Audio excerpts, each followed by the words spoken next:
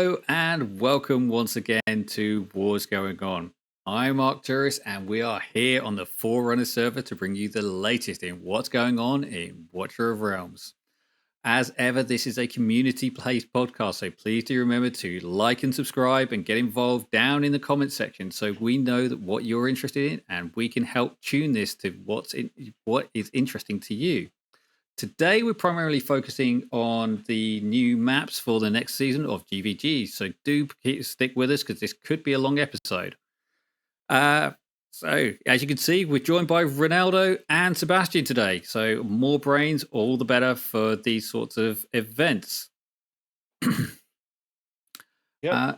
Happy New Year, everybody. And a lot of stuff went on. Well, we were on hiatus, but yeah, so we decided we're just going to concentrate primarily here on GvG, but just kind of just a couple of snippets on new stuff that rolled out here in Forerunners and what people can look forward to in Global here coming next month. So we have just 2 points, right? Yep. Yeah, so there's a new Codex Boss, Immortal Codex Boss. He's just landed. He opened up yesterday, and yeah, it's quite an interesting concept. So this is a mix of the Codex, the Conqueror, and the Lord of Styx. I have not even looked at it. I'm going to do a live stream on this and try and spend an hour on stream trying to work out some teams and have a bit of a play tomorrow. But once you get to a certain point threshold, what will happen is we will have a transition between the two bosses. So if we just run this through, so here we have it shooting at the waves and it transitions and then they swap and you have to try and take on this Lord of Styx boss in the middle here. So you need teams who are capable of doing AoE damage and capable of putting out enough DPS in order to break the shield when Lord of Styx appears. So lots of mechanics that you're familiar with, but it's going to be the new interface and working out that. So far, people are still kind of testing the waters and no one's currently reached Triple S, but as it's only been live a very short time, that's kind of to be expected. Sebastian did a video on it the other day, so I will stick a link to it down in the comment section, in the description, and you'll be able to check it out from there. Yeah, I was going to say, at the time of this recorded, I did do a little bit of a preview. And at least from the first looks of it, it looks like Ingrid is going to be an amazing unit or hero to use for this. But as you and Ronaldo and I were looking at the leaderboard before we started, people are getting creative even without Ingrid. So definitely there are more heroes that are going to be apparent that we can use. And so that's what I'm looking forward to doing the test server, because in the test server we have Lord Phineas and we have all these other heroes that we can test with. I know the Infernos are making their appearance in this codex as well. Helped out by the fact that we have platform units, platforms that we can use on the Conqueror. So we're not restricted to fighters and tanks anymore. So there eventually will come out a team that I think the people will figure out that is going to triple S this thing, and that 9 million is going to be like a joke to some accounts. Yeah, that was the main one. What was this second one that you want? The other one you wanted to bring up? Oh, just show people what happened to oracles. Oh, well, nothing really is basically it. So oracles have shut down for 2 weeks. There was a badly worded message coming out, which almost suggested that the server was shutting down for 2 weeks, but thankfully that wasn't the case. And it's just a hint that, there's going to be a change to the Oracle's trials, and they're going to be unavailable for 2 weeks. I do think for 2 weeks worth of Oracle's trials being offline, compensation could be a bit bigger, but hopefully we will be thankful for the updates that they're doing and we'll get some decent rewards when they come through. I don't know. I was teasing you because I was thinking about ultimate leaderboards for Oracle trials coming up soon. But maybe they're spicing up the rewards a little bit, or they're going to change how the points are calculated, or something to make it a little bit more manageable. But even if you hear of this going on here in forum, I don't think that they would do this in global, or I hope they wouldn't. So hopefully they'd let us test the waters here, and then figure out what exactly the mechanism is, and then in global it could just be an instantaneous switch, and not have this 2-week break that they're putting in here for some reason. Well, I imagine it would just be whatever the changes, it'll be rolled into a global patch, and they're on a Yeah. monthly basis, so there'll probably be less of an impact to the global community. Then the only other interesting thing is the overpower Estrid was a short-term thing, so she goes back where she belongs, and that's pretty much it. Yeah, I did see that Destin put out a video that showing her extreme range, but apparently that was only lasted until you did an ultimate, and then she resets. So, yeah, but she's always had her moments. Exactly, but yeah, a lot of other stuff went on, but we'll leave those for another episode, because eventually down the line, I do think that we should talk about the Honors Gauntlet. We just had a survey on it here in Forerunners, and I gave my honest opinion on it. It's not one of my.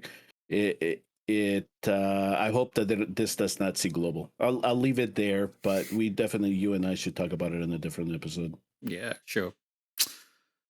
Okay, so the topic of the day, which we've already alluded to, is Season 7 of GvG. So Season 7, you've sort of started to see the things appear. You've seen this guy appear in your Demon collection as a unit to be released. It's basically an epic version of the Fool, who does a bonus shield to units with the Mark of the Frost, which basically, or Mark of Frostborn, sorry, which currently is only the Frozen Reapers. Yeah, I mean, there's not many units. There was an indication from a dev interview that they would be more of these guys coming out.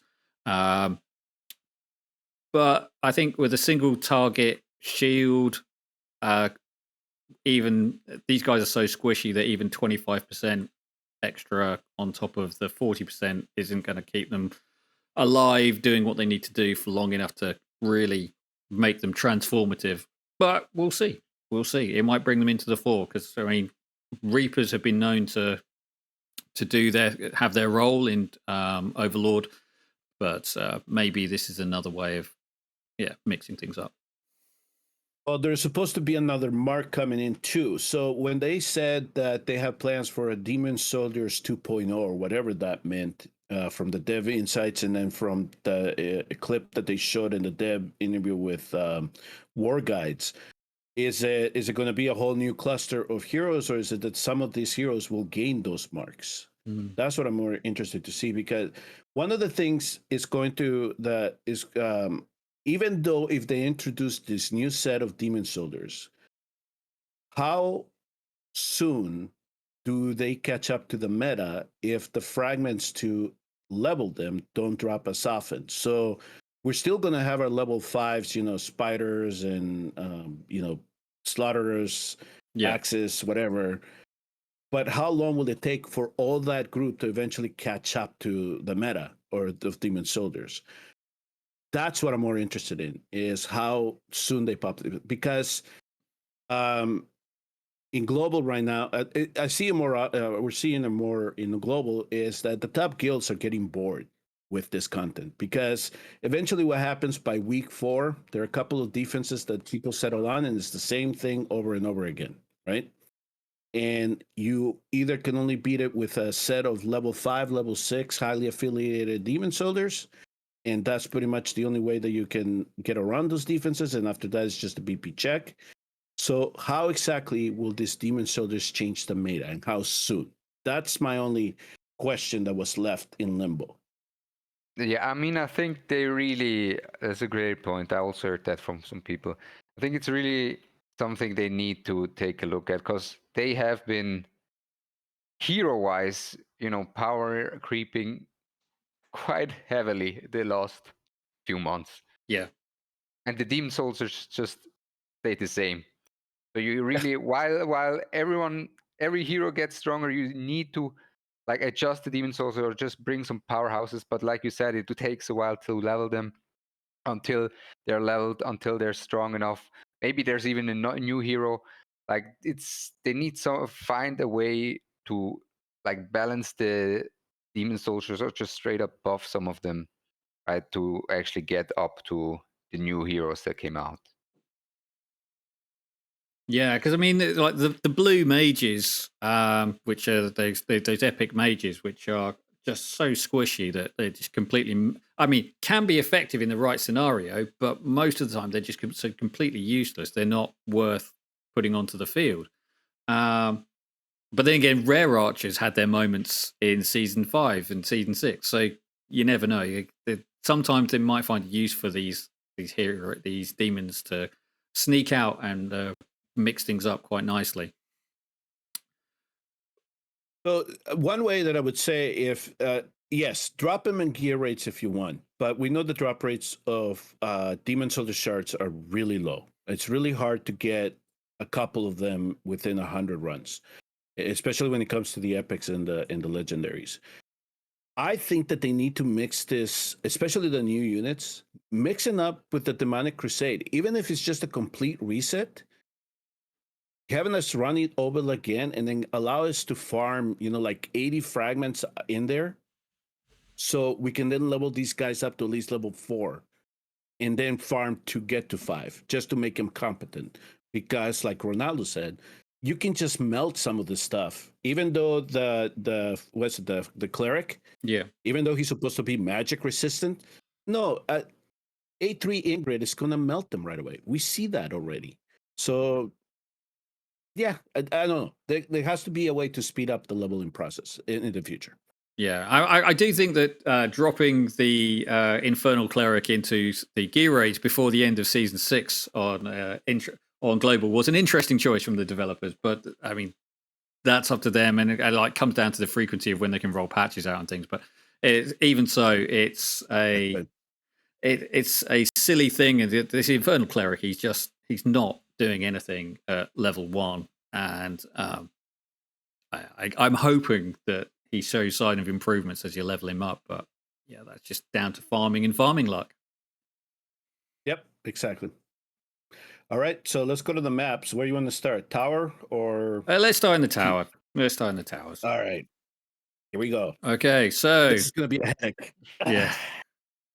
So here we are. So this is the standard tower. We've got the entrance here. We've got a nice long path. And then there's the exit there. So you've got kind of like a couple of places you can set up, but there are very few places where you can have a 3-unit run in the same way that you have done. So there's no more going to be setting up the Nightmare comp with the Baron, Toreador, and Arrogance in a line to try and smash through everything. Oh no, you can do that. There is one position, I think, in the tower. The one position, yeah. But it's even so, it's quite difficult to get it set up right. You can't have it up the front, which is one option that you could have previously. And these long tiles which open up to your Ingrids and your Dahlias, but they are susceptible to being attacked from the Garnet Guards and mages, etc., as they come around the corner. So, yeah, I'm not quite sure. We can dive into my map and have a look at what we've got. Yeah, let's go inside the maps and then just withdraw your units. Just don't save it if you're worried about the gear. Don't save it, and then we can kind of show people how, like Ingrid here, how far she can extend out. Yeah, and so she can do the damage. So exactly. So I mean, Ingrid is great in this location here. She's got a free run down this tile. Obviously, if you're using a front-facing, a front-loaded tank, then you're going to have her like one tile in front. But remember, when she's doing her ultimate, well, not her ultimate, but her charged blast, every 5 attacks or so, then she'll be clearing out everything that's coming around the corner here. So any healers are coming around are just going to get hit in the face by the full force of Ingrid. I mean, that's one look. So yeah, so I think in that top, you're pretty much, if you're gonna set up there, you're kind of restricting yourself to, I would say, you have to use the 3 ground tiles, unless you have somebody on the platform, on the back platform, that can really extend out and actually help your defender. Because if you put your defender there, where you in the first tile, right? Yeah. Right there. So now you're gonna have, there's a platform way back. There are 2 platforms on the top, right? Yeah, there are. So rather than having 3, yeah, right. there's only these 2. Right. So those are the 2 that you're gonna need to use. That other one that is lighting up right next to beside Ingrid, that's out. Yeah, this tile can be sniped quite easily from epic mages would take that out. Or Garnet guards on deployment would just take out any unit that's placed on that tile. Yeah, so you have to build them really tanky, and you have to be sure yourself that they can withstand up to 4 hits, I think is what we figure out, right? Yeah. Especially depending on the unit. So I would not even toy around with that. So you have those 2 back. You're going to be protecting. So by putting the defender all the way to the first tile that is available, you're pretty much protecting the two platform tiles a little bit more. Yeah. Because if you were to back up that defender a little bit, now you put that first platform into jeopardy, especially if you don't have a way to defend against the Gardener guards. Yeah. So in this instance here, I would expect your Ingrid to melt those Gardener guards, unless they somehow manage to protect them with a healer or maybe even the cleric. But that's a long trek for the Gardener guards to try to get to that platform. Yeah, especially if anything else is up front, taking the distraction from them, then she'll be smashing into it. And because it hits so far forward, she's less likely to switch into single target mode, and therefore she'll be hitting out for AOE range for longer. What do you think, Ronaldo? What type of strategies would you use here to defend it if you had to go to the top? I mean, it just looks kind of illegal, honestly. Like we've seen this play out before with the Ingrid there. Yeah. Yeah, exactly. You can force her into, like you said, you can force her into AOE mode this way, because she can't reach for a single target mode, so she's just not going to swap. Yeah. It'll be hard. Yeah, it'll be hard to really get her to switch. That's correct. I mean, it's pretty much impossible, actually, because if they come closer to her, it means that there are multiple targets. And as long as there are multiple targets, she's not going to swap. Yeah. Yeah, no. If you get her to switch, I think you pretty much have it won. That's pretty much what's going to entail, right? Yeah. So for those that did get lucky and got Ingrid during her banner, you're going to make really difficult defenses here. It's just going to be a BP check again. And this is what we're going to fall into right away. I could just see it for season 7. This is going to be kind of a crutch for people. Yeah, definitely. The other location that we've seen some of our testing is you can put her down here, but then she's got to be able to take at least 1 hit from the Garnet guards as they're coming around the corner. I mean, if you're backing her up with a Lily, for example, isn't that? I mean, she's gonna swap, no? Yeah, exactly. And then immediately, she's cooked. You only need, but they'll only send 1, right? If you're gonna do that strat, if you're gonna switch her, you can only send 1 Garnet, and she can only have 1 unit visible on her range, right? Yeah. I mean, if she cannot hit the first target, she's automatically gonna swap the single target because she can't hit, right? Yeah. So that's one variant that we've seen. We've also seen Ingrid back here in the background there. Again, with Lily up front. Obviously, Lily's got her shield to protect her a bit. Now, I need some clarification from you guys. I never read about this. Did they change Lucius? that he goes into demon stance now? Well, he should go into demon stance. It's just a case of how much rage he's getting versus how much how many stacks of demon, how much speed he's got. So if you want him to keep entering into demon stance, you should have just like speed load him. Okay, Yeah. because I remembered whenever he gets his ult, he's just gonna pop it and he's gonna grief himself. So Yeah. in GvG, his build is is a race. So you have to give him enough speed so he builds his demon stacks so much faster than his ult becomes available. So you have to balance that out. So if you go full speed, try not to go rage region.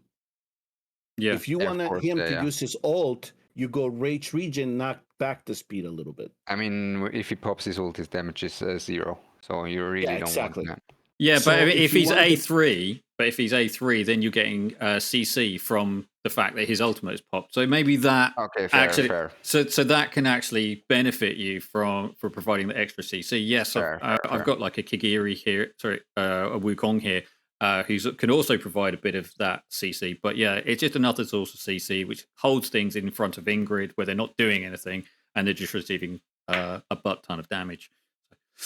Yeah, I didn't account for the awakening actually. Yeah. Yeah, that also plays big into his build as well. Yeah, so Arturos has it right. It all depends what Awaken Lucius it is, and then what exactly your build is going to specify whether he's going to be using his demonic mode or he's going to be using his ultimate.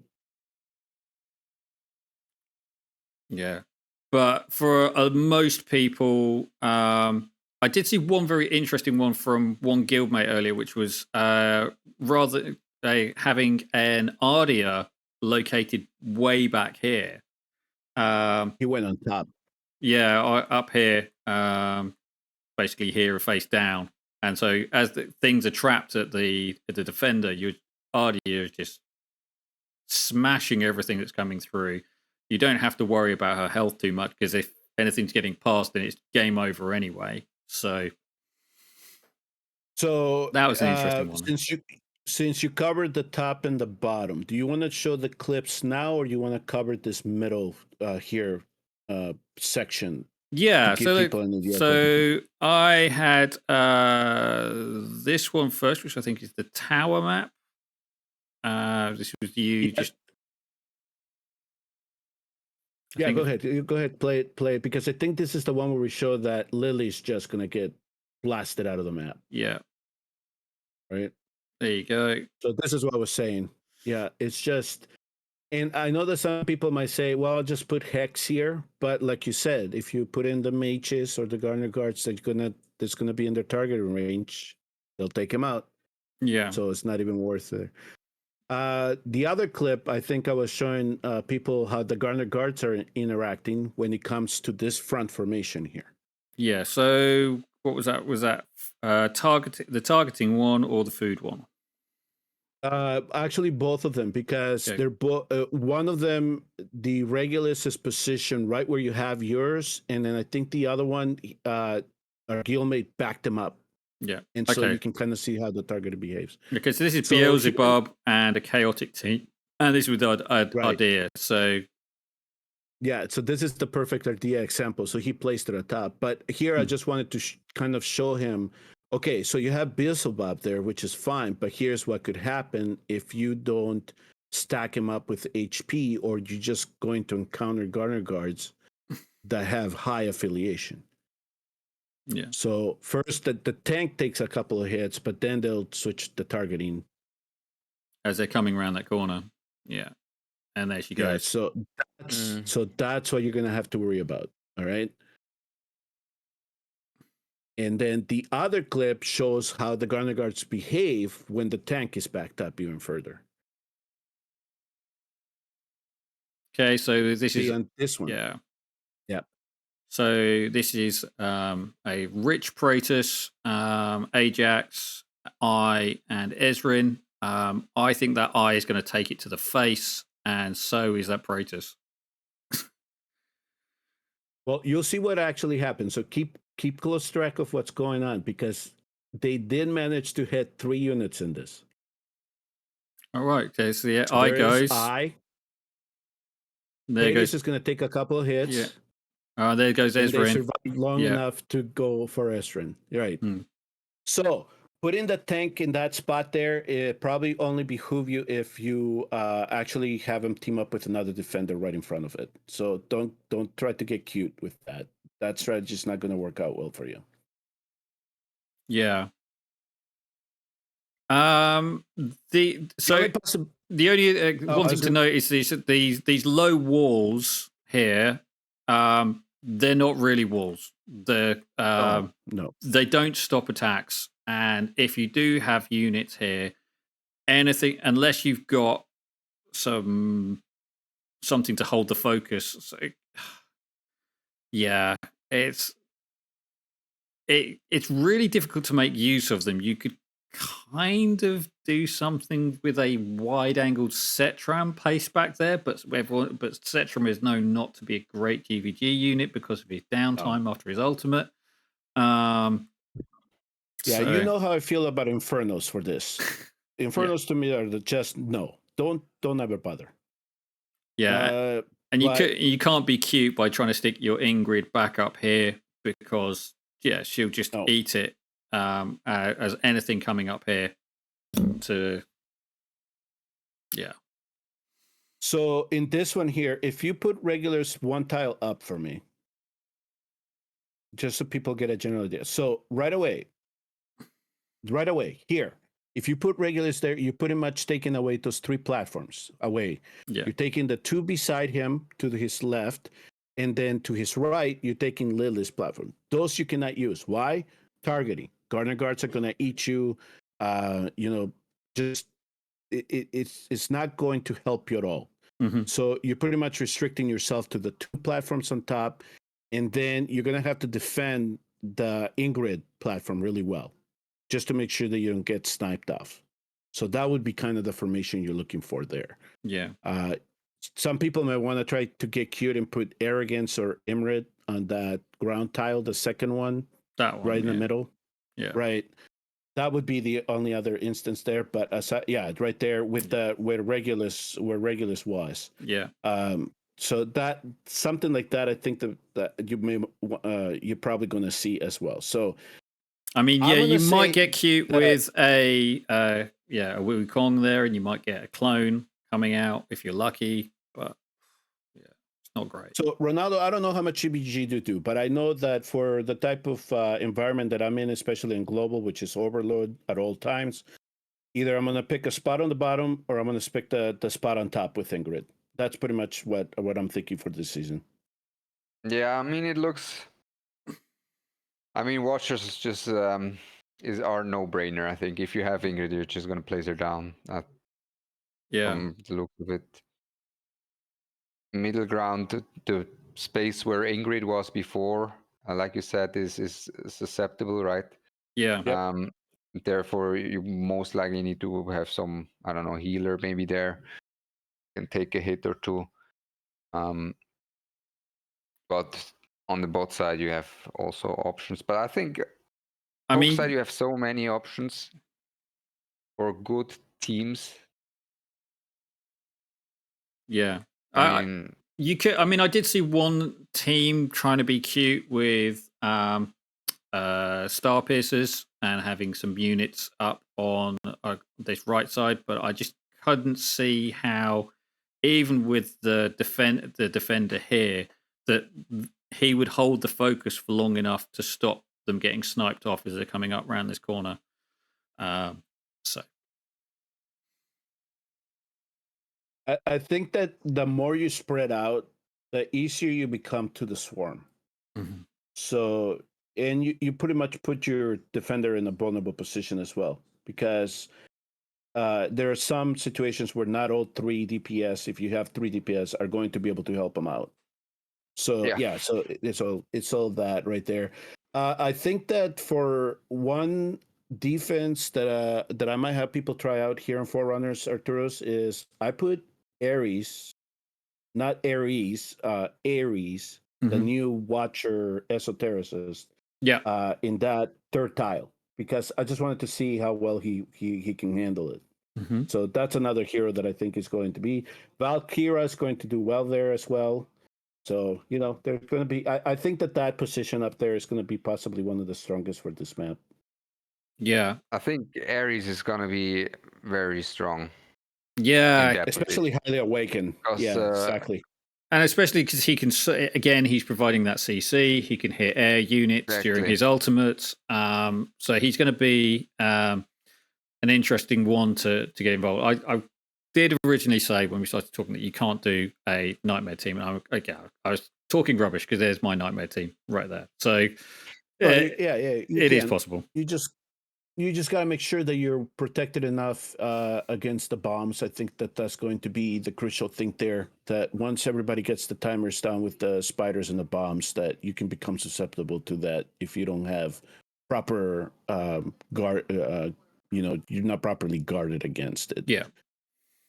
So if you have Ardea, might be good to use her up there just to defend against that. Yeah. Right. I found this central keep to be quite a challenging one. Before we start diving into embarrassing guildmates, because these are obviously my teams that we're looking at. So this is the keep map. Am I blocking the spawn? Okay, no, I'm not. So the spawn point goes up. So this is kind of what was that season 4 map, right?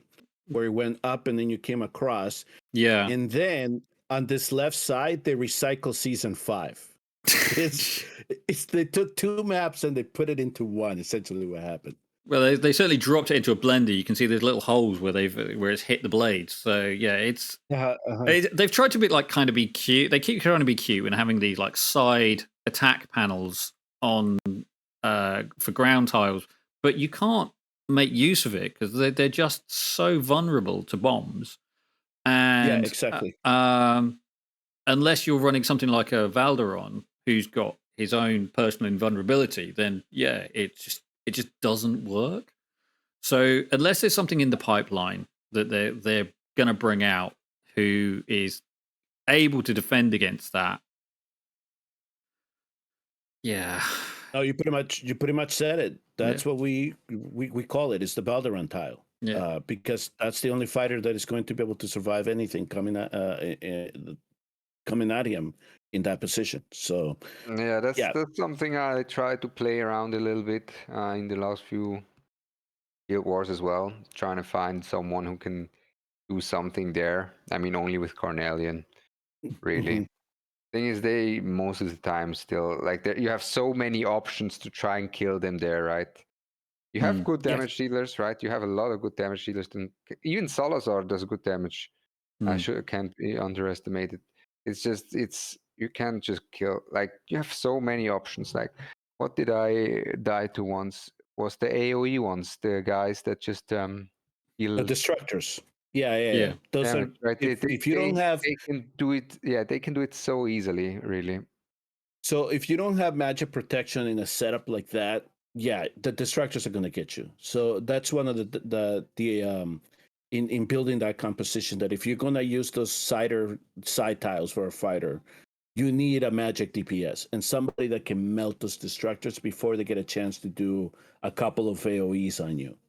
So it's all on team composition when you do plan to do that. Yeah, and also lightning guards can sometimes choose to prioritize those ground tiles as well, because I've seen that cause problems in the past as people have had those units up front.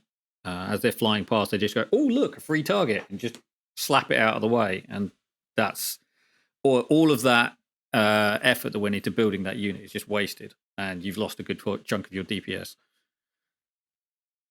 Okay, so in that turn, let's talk about that turn. Let's phrase it turn 1. Yeah. Were you able, when you were playing, because when I was playing around with it, I couldn't come up with something that would be viable. Do you think that there is anything there?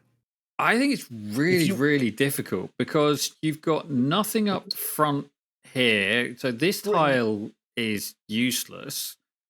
Put Regulus put regulars down so people Yeah. get a general sense of how things would look, right? So- So let's put regulars down. Okay, so let's start there. There is our defender. Yeah. So Wait, let me move out of the There's- side of the tile here. Here, let me. So we I'll can't- just stack you up on Yeah. top of. that is fine. We can't use anything on top, right? Yeah. Everything on top is out, unless you want to put a fighter right beside him, and then you could try. But I don't see a platform down below that we can use something No. like Ingrid, right? That's out. I mean, We have that you one could there. you might be able to use Beelzebub, and you might be able to use Maul for You some minor CC, but Okay. those are So- probably the only units you could probably make use of. Oh, what are on the this- other ground tiles? So there is only one ground tile on there. The next ground tile is a back round next to Ingrid. Hmm. There is Yeah, nothing. So yeah, it's that those are the available ground Look. tiles. This is why it's such a Yeah. difficult corner to try and defend. I mean, you could get sneaky if you wanted to, I guess, and put like an Ares or an Ardea on that lit up tile that is on the other side of the barrier. Mhm. That would be another way to use it. I don't know if we have a healer that we can place on that platform that would extend all the way out to Regulus. You'd have to be running Tallulah or something to cover both. Yeah. Because we've got a clip in a second that we'll put up, and it just shows that anything coming around the corner will try and take pot shots at people who are behind this mini wall. But yeah, I mean, Right. that's So- kind of where you are. I mean, you can't really put anything on these two tiles because they'll be preferentially targeted. Well, you can't put anything in there because the bookkeepers will take it out. You can try and put something there, but it will be attacked by Garnet guards. Mm-hmm. And these two tiles are immediately taken out for the same reason, because either you put two units tiles there, hoping that Regulus holds the focus, and if one of them, if it doesn't, then they're just gone. So I mean, this position just doesn't even look viable at all. Like you, Exactly. yeah, I don't know. Even if you put, You even can't if you- even if you back put- up your you can't damage you can't really DPS the enemies when they come in while they hit the tank. It's just you let them stack the demon soldiers and just overrun you. yeah, So Yeah, I don't- yeah. It's Listen, it's somebody horrible. will be creative, but I don't see it. It's however you build it. Even if I were to add somebody like Mole or Mary, Mm. the first instinct, especially how spread out that is, your first instinct is going to be, how can I swarm it? And you're going to Yeah. get around it real easy, right? So yeah. All right, so let's go to the bottom because that's the Yeah. second position that they gave us. So the second position, kind of in the middle down here, that you've got three round tiles, kind of hidden by the units. But yeah, so you kind of got like one front tile there that you can have Regulus on. You can then put a platform tile back here, and you'll be able to get some damage on. Now, healing starts to get tricky there because you're going to need either a long range healer or going to put your healer into the firefight, which you might not want to do. Because you're going to end up with your healer here, and that's not ideal. I mean, he's gonna get bombed, isn't he? If you don't have CC. Exactly. Yeah, Or if you have strong enough garden guards, at least you can take that unit out. exactly. Mm-hmm. And then you're really limited. I mean, you could use something, but again, you're coming into you'll get whatever you're going to put here. You can have a Wukong behind with enough HP because he gets his monkey business up at A1, and most people who got him use one of the many soul stones that they gave out over Christmas to get him to A1. And that's, yeah, so he's going to have that survivability from the bookkeepers, and they're going to build him in a way that he's going to survive taking those hits. But yeah, again, it's quite a difficult one to build. I happily gave up the tower to my guildmates because I couldn't come up with a good team to defend this thing. It's horrendous. I think we're going to fall into the meta of season 5 in that turn above it, in the last turn here. Yeah. Because this part here is the repetitive one. Yeah, so this is the kind of thing that I've seen, but instead of running an Alistair there, I've seen it with a Paratus, and that's kind of what I've seen so far is this sort of composition where you have a big DPS unit on this corner, you've got more DPS units up here, and maybe even a CC at the back where I've got Lucius in there, and you're just laying down the pain and trapping people on this corner as they're coming around. I mean, you could try and go for a nightmare comp, but so you've got your Baron, Toreador, Arrogance kind of up here, but your Arrogance is only going to be putting out damage when he's on I mean, ultimate.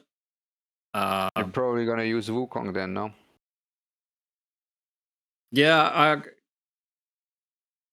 Or this is going to become the Gun and Nora Emirate composition again. Yeah, that could be the same. yeah. Yep. Mm-hmm. Yeah, so Gun there, Anora there, Yimmerit, back up here somewhere? Yeah, So exactly. kind of back here somewhere. Just like it was run on season 5. Yep, Yeah. exactly. The only warning here is to make sure that you protect yourself against the Guardian Guards. If you're going to use that platform right below Regulus, that's a snipeable platform. So you got to make sure that they can tank it at least a little bit before they reach Pradius or whoever you have on that other platform up there. Yeah. So that would be the only downside of that formation. Yeah. So we do have one quick video here as well of one of our guildmates who's got a composition set up. So he's got Ingrid, Wukong, Regulus, Ezrin, and Pelagios. And you can see it's a very long map. So you're going to have to really think about.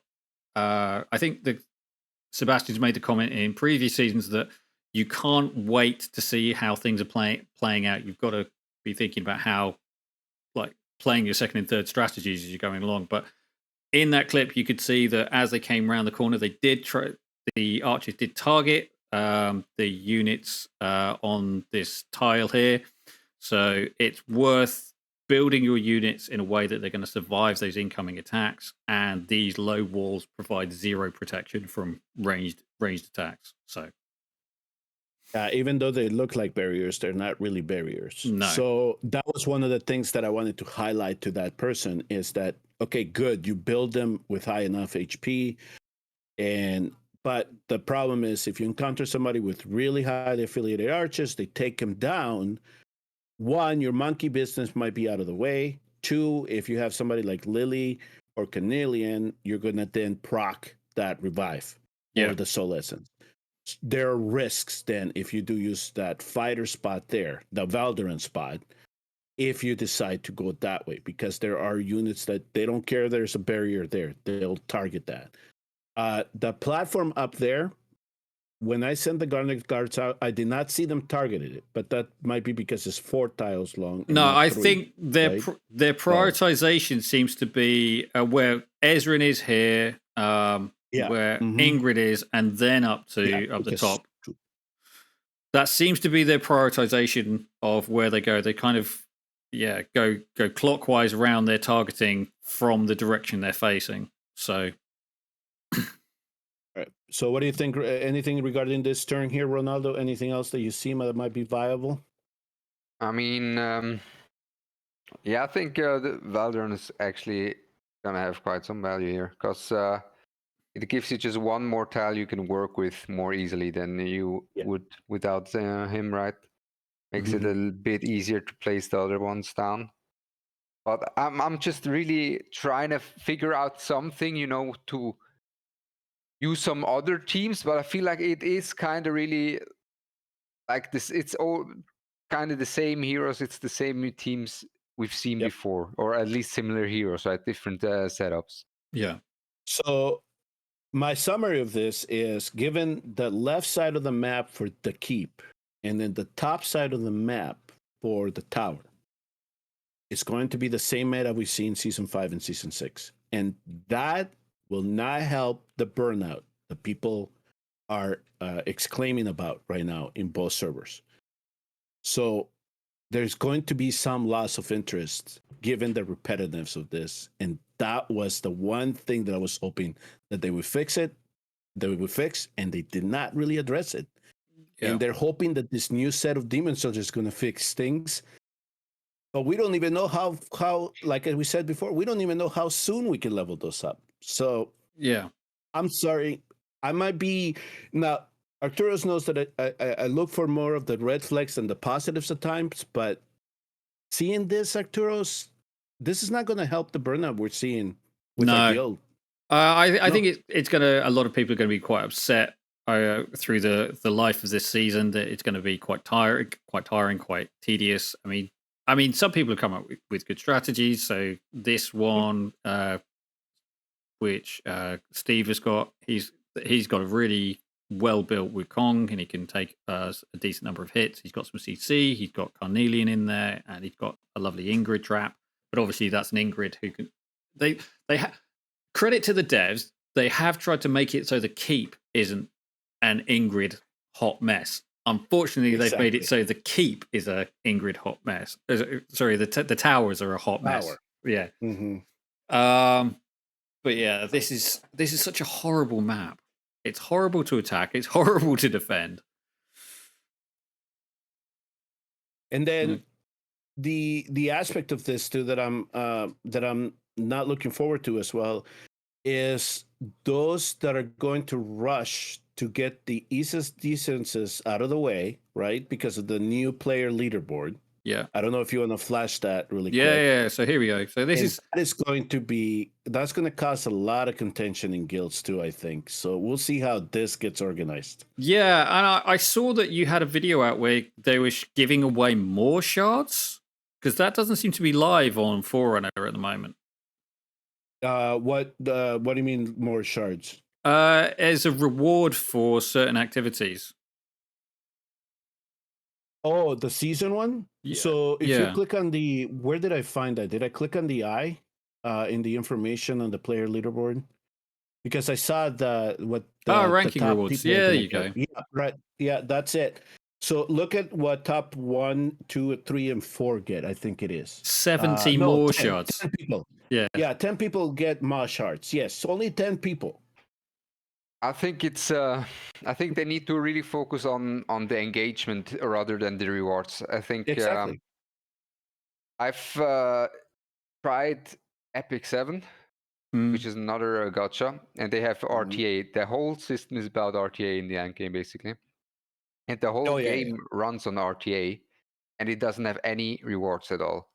But people played just for it because it's enjoyable, right? Because they want to flash their exactly.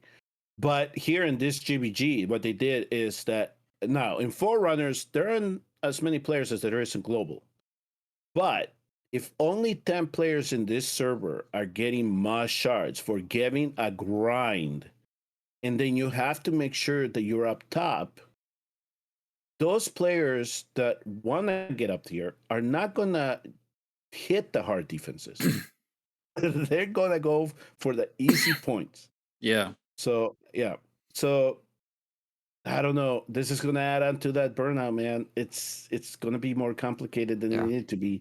I mean, they took the feedback that we wanted more ways of getting more shards. What they've done is they've made the problem 10 times worse, because that's over a level's worth of. That's the jump from like a level 1 more to a level 3 more. That's a lot. That's going to be really painful. This is not their solution of providing us more guild coins as well. 100%. 100%. 100%. No, man. Okay, so again, I'm just looking at red flags here. I'm hoping that this turns out better than what I expect it to be. But anything that we see here in Forerunners is just amplified in Global 1,000-fold. It just becomes a lot worse. I mean, it's also partially right. The game is not that old yet, so you don't have that many heroes compared to other games and strategies. available, so it is kind of doomed to like you have some repetitiveness. But at the same time, I feel like we're getting to a point where we had quite a strong increase of strong units that can deal with the PvE, where we should be like, okay, we're slowly, transitioning more into PvP matters more and more. Mhm. And when PvP matters more and more, it is way more beneficial to actually buff heroes and not just buff how they've been buffed so far, Yeah. like the Giselle buff or anything else, pretty much. The crash it's bust just reducing his cost by 2. Yeah.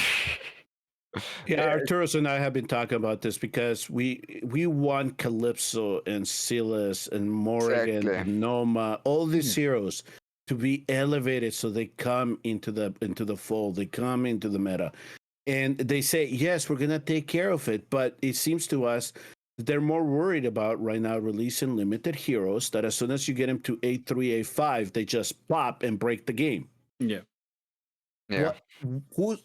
Who's that benefit? Well, their wallets mostly, but game wise, I don't think it's the wise way to go. It just I want to be excited about still having Calypso and Silas and Morrigan in my account. And well, sorry, Arturos and I have been waiting 2 years to make Silas good, but I'm just saying this is the type of stuff that we want to see from them. Yeah. I mean, I made a video short like 2 days ago about kind of the arena situation, Yeah. right? Which is Oh, way worse, and of course, way worse. But yeah, and what I've suggested with the arena is also, of course, right, when you have more heroes and stuff, it gets better. But I feel like in arena, maybe in Guild Wars, I think there's way more strategy, right? I think it's more yes. enjoyable, right? Way more enjoyable. But in arena, for example, I don't think a map change is gonna do it. Right? It's a map change, okay. 2 weeks, people figure it out, and then if it's repetitive, same as like you guys said, or what I heard in Guild Wars in the last season, like after a few weeks, it's just the same defenses, and you just try it, and it's a BP check in the end. Yeah. So when it comes to RTA, and I don't know how familiar you are with what they're introducing here in terms of real time arena, but the 1.0 version, and not this 2.0, but the 1.0 version, after I had evaluated it and I gave a quick summary of it and I submitted my true input to the developers, in addition to the video that I created, is I pretty much summarized it as this is what Arena needed. This did not need to be a whole new mode. Real time Arena to me is a whole different animal. Yeah. This here is what Arena needed. And Yeah. I hope that they take this into heart. And whatever this Honors Gauntlet is, this here is not going to help matters in terms of what people are going to perceive PvP to be I have for this game. others than the initial video from War Guides, right? When they released it, the concept and everything. I haven't seen that much about real time arena, but back then it looked for me more like just an arena. Yeah. Yeah. Mm-hmm. Right, like you're describing it now. They try to add all these commander skills, and Arturo says it here in the background. In the 2.0 version, they actually added 4 more, which are passives mostly, instead of actually active commander skills. But this type of, and one of the modes now is rotating. So every time the window opens, we either get single target, AoE, or random anti-air, one of those 3 or 2 of those 3, and then there's a random, and the random is any type of demon soldier is going to come at you. So you have to make sure that you mix up your roster really well. You can't have all anti-air, you can't have all mages, you can't have all single target, so it mixes it up. But still, I don't know if you've seen it, but you need 21 heroes. You cannot reuse them. You need all 21 heroes to be geared. Yeah, you need all 21 heroes to have artifact. That is not RTA. Okay. Yeah. This here is what they should have adapted Arena to be. So if they come at us and say, okay, here's what we did for RTA. Now we're going to apply the same concepts to Arena. And now the only difference is that you're doing live battles versus recorded battles. there's no reason to do PvP in this game aside from Guild Wars. I'm a big fan of having a pick and ban phase in RTA. Yes, that's what I have said multiple times. We need ban phases. We need a way to say, these are the heroes one I'm going to use. I want to trick my opponent into banning a hero that I wasn't planning to use. Things like that is what makes RTA fun. Not this, whatever this commander skill, stuns being OP still type of environment that they're trying to introduce. Because pick and ban phase would make so a little bit off topic from the Guild Wars. I know. But I'm a big fan of pick and ban phase because it would make so much like thinking, theory crafting impossible. Because you can say, okay, I trade this character, but he gets this one right after me, right? Mm-hmm. Or maybe you can have even one ban after the pick and ban. So you can post ban a character. So they need to cover all the bases. They only have one character that covers one of the problems. And you ban them out, they're screwed. Stuff like that is what I think could be very exciting. But I'm not sure exactly how the community would be about this, right? In terms of time consuming and stuff. But that's all the other stuff too, is time. How much people do want to invest time into that. So I do like the ban phase idea. Now, I don't know if you played Awakened Chaos Era, but when they had their RTA too, not only did we have an initial ban phase, but we had a ban phase after the selections. But one of the things that I also liked about it is that as soon as you picked a hero, you locked it out for the other person. Yeah. So you couldn't have repetitive heroes either. So that's another way to kind of combat that, right? So, I mean, they could do so much better stuff with RTA, which then translates to GvG. Try to change the meta up a little bit with different heroes, maybe different boons, maybe certain factions get some type of boost during a particular week or something to just change this. GvG traps, man. They should have gone with the GvG traps. Yeah, exactly.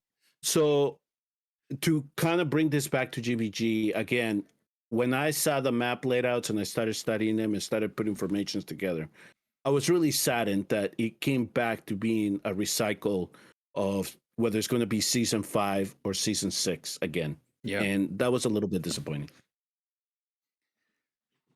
Yeah, I mean, there is Ingrid is going to be such a pain on these maps. I think anyone who doesn't have Ingrid, who has any ancient shards left, every time there is an ancient pool open, just summon for Ingrid, because she's just going to be such a pain in season 7 of GvG. But yeah, I don't think it's the last time you see such map formation, right? And whenever this comes around, you just pull up with your Ingrid and say goodbye to your opponents, basically. Yeah. Yeah. So, all right, I'll let you two discuss any final thoughts you have on this, because I pretty much said it all when I said that I was kind of disappointed with how things laid out for the season. I think I've said my thoughts, that I think it's going to be more of the same. I think the only hope is that when they mix things up for the Gladiators Gauntlet at the end of the season, that they've got something a bit more exciting about the tile availability, and that will make things a bit more fun. But as it stands, this season's going to be a slog, and it's going to be painful to get through for a unit which doesn't look to be all that game changing. For me, I think I bring you back a little bit of positivity for the end. Please. I think it's good that I've seen one of your guild members even had Kalist in his defense. I'm not sure if how good she is. I'll be honest with that. I haven't really tested her much. But also Beelzebub or Baba.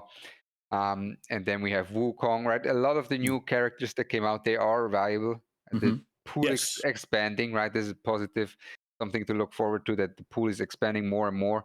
The more options we have, the more actually variations we will probably have, unless everyone just starts to copycat everything. even though more would be viable, right? And that's probably the case, right? Yeah. And they announced that they are really planning on the demon soldiers, right? More demon soldiers. I think is going to be important as well. There's something to look forward to, and I hope they get it right. Which is not that easy of a task, to be honest. Again, The I am fact that supporting Demonic Crusade is still so prominent on this tile, they've obviously got plans, but they just need to let us know. So, Ronaldo, I will say this. I am optimistic, or I am all for this new batch of Demon Soldiers. My concern is the implementation. With everything the Montanans is, I am always okay with everything that they say they're going to introduce, is the implementation of it that sometimes falls short. That's the one concern. That's always been the concern of when it comes to this podcast. How are they going to implement it? That's a good question. Great. That's coming up to the hour, so I think we'll draw it to a close there. But those were the Season 7 maps. You've seen a couple of ideas about where you can place things. We do let us know your thoughts down below. If you think you've got a secret meta team, DM me on Discord because I want to know it. Don't put it in the comments. Just DM me on Discord. I just want to know it. Yeah. And tune in next week where we'll have more to discuss and hopefully more updates on the Forerunner server. Thank you very much to Ronaldo for joining us. Thanks for having me, guys. It was a pleasure. All right. It was really fun, Ronaldo. Thank you. All right, everybody. We'll see you all next week. And please do remember to hit like and subscribe on your way out. Helps grow the channel. Bye-bye. And it increases your summoning luck. Bye-bye.